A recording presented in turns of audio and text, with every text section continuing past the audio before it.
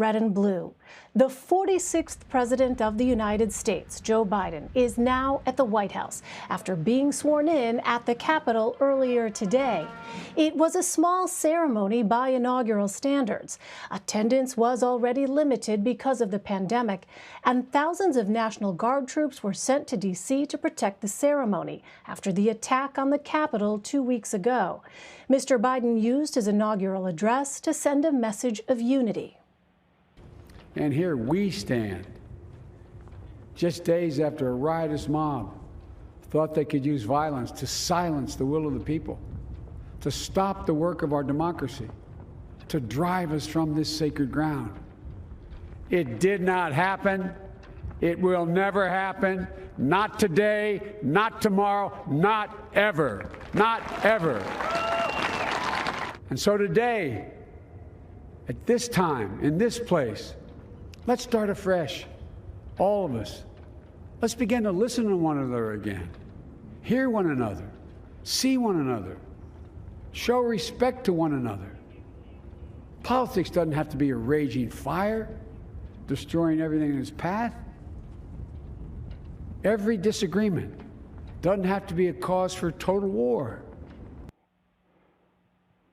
In about 15 minutes, President Biden is scheduled to issue his first changes to the government since coming into office. His 17 total orders and actions are a mix of coronavirus response policies and a rollback of some of President Trump's most controversial policies. Democrats now officially control the White House and both chambers of Congress. In one of her first moves as vice president, Kamala Harris swore in her Senate replacement, as well as Georgia's 2 new Democratic senators. In the same day, Harris became the first woman to ever hold national office in the United States and the tie-breaking vote in the Senate. It's the same Senate that's set to hold an impeachment trial for the now former President Donald Trump. It would take 17 Republican senators to join the 50 Democrats to convict him of incitement of insurrection at the Capitol this month. It could potentially lead to Mr. Trump being barred from running for office in the future. But on his way out of the White House this morning, he left the door open for a return to politics. I hope they don't raise your taxes. But if they do, I told you so. I wish the new administration great luck and great success. I think they'll have great success. They have the foundation to do something really spectacular. A goodbye. We love you. We will be back in some form. Have a good life. We will see you soon. Thank you. Thank you very much. Caitlin Huey-Burns and Sean Sullivan join me now. Caitlin is CBSN's political reporter, and Sean is a CBSN political contributor and White House reporter for The Washington Post. Welcome to both of you. Caitlin, I know you have been there at your post just outside 1600 Pennsylvania Avenue throughout the day. Tell us what has stood out to you as we watch this transfer of power. That's right. Well, when we got here around 6:30 this morning, President Trump was still in office, still the occupant of this building right behind me. And now, as I'm talking to you, nearly 12 hours later, Joe Biden is officially the President of the United States. And we watched him just moments ago come down this parade route and walk into the White House. That is the end of a 3 decades long journey to get there. Remember, he ran for president 3 times, was successful this time around, and this was a real moment for him, and to watch him and his family, everything they've been through and all of these years in public life, to walk in to the White House after all of that was really something to behold. It was also something to behold to watch Kamala Harris making history as well. She walked down this route moments ago as well with her family, and you mentioned that she hit the ground running, going back down Pennsylvania Avenue to the Capitol to swear in those new senators. So a lot of history being made here at this end of Pennsylvania Avenue. And during the course of the day, too, we saw Senate control officially be handed over to Democrats. So this is a city now controlled by Democrats. However, there still are a lot of challenges ahead because that is a very narrow majority in the Senate. Yeah, we'll talk more about that in a moment. But Sean, the Trump administration began 4 years ago with a ban on travel and immigration from predominantly Muslim countries. Now, in a few minutes, one of President Biden's first acts will be to undo that ban. How intentional is that decision?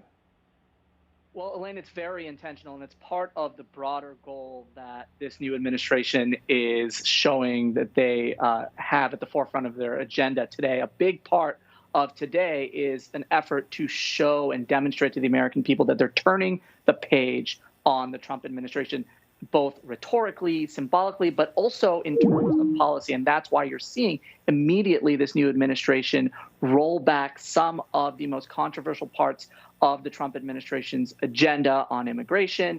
And of course, they're also looking in other areas, climate change, energy. And another big area they're looking at is how to combat the pandemic, how to promote mask use. And so all of these are part of an effort to say, look, we are going a different direction than that previous administration. We're serious about it. We want to do it from day one. The question is how much buy-in they're going to get from both parties. We're already starting to see some criticism from Republicans at some of these executive actions that the president is making and some of the agenda items he's laid out on energy and other topics. So we'll see in the coming days and weeks how this is received. But right now, it's very clear that this new president is trying to send the message to the public that a new day is here, and both on policy, substance, and in tone, he's really trying to chart a new course from the one that the last president had charted for the last 4 years. And Sean, you've covered Congress. Both the new president and vice president have Senate experience. President Biden served with much of the leadership from both parties going back years. And Vice President Harris served with this sort of newer generation of senators. And they're going to be introducing an immigration bill tonight that would give a path to citizenship for the estimated 11 million immigrants living in the U.S. without documentation. And they also want to quickly pass a $1.9 trillion relief bill for COVID. How are they going to try to leverage their Senate connections to get that legislation passed? Yeah, this is going to be one of the most interesting dynamics to watch with this new administration. Joe Biden is somebody who's a creature of the Senate. He served in the Senate for a long time. He understands how the building works, and he's somebody who's a big believer in relationships. And so he thinks, and he has said publicly that, look, I can work with Republicans now that President Trump is out of the picture, now that they're not feeling the political pressure that a lot of them would have felt when he was president. I'm going to be able to get some Republican votes. When you look at this Senate, it's a 50-50 Senate. Vice President Harris is going to have a tie-breaking vote, perhaps on many occasions over the next year to cast, depending on how these votes shake up. And so she might be spending a lot of time on Capitol Hill.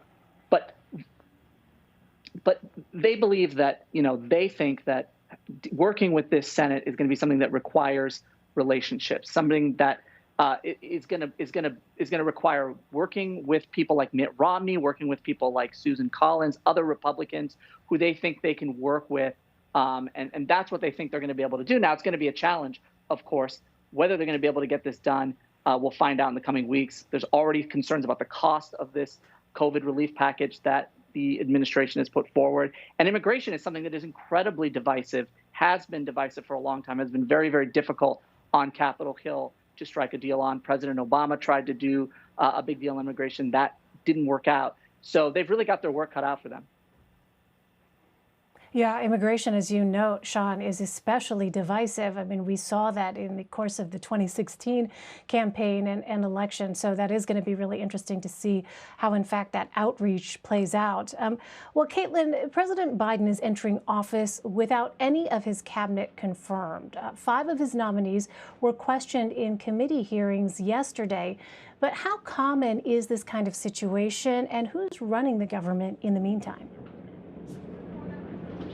It's actually very uncommon for the president to come into office without any members of his cabinet yet confirmed. At this time, 4 years ago, President Trump had at least 2 members of his cabinet confirmed by the end of Inauguration Day. So this is a very unusual circumstance.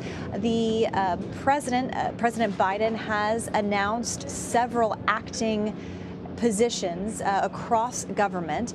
So that is an effort to make sure that they can be able to hit the ground running even as they are waiting confirmation for their nominees. As you mentioned, there were hearings yesterday. Those will continue, but this process has been delayed. It could change, however, because over the course of the past day, Democrats have now taken control of the Senate, which means they now will chair committees so they can be in charge of this process, and that does make it easier for President Biden's nominees to get confirmed. However, they will also have to be dealing with the impeachment proceedings, and we saw President Biden, while he was president-elect last week, kind of urge the Senate to take a two-pronged approach, focus on impeachment while also focusing the other half of the day on getting these nominees confirmed and on addressing the legislative approach to coronavirus relief. So this could delay things even further, but today the president has announced acting positions to at least have someone in those government positions in the meantime. And Caitlin, President Trump now joins this exclusive club of former presidents. He does still face, as you note, that impeachment trial. And we heard at the top that he is hinting at a possible return to politics. We see his influence continuing. The number 3 Republican in the House, Wyoming's Liz Cheney, has a new primary challenger for 2022 who is running specifically because she voted in favor of impeachment last week. So, Caitlin, is it clear where the Republican Party goes from this point on? Well, they go back into the wilderness for now. They lost the Senate, lost the White House, and still don't have control of the House, even though they gained seats in the 2020 election in the House of Representatives.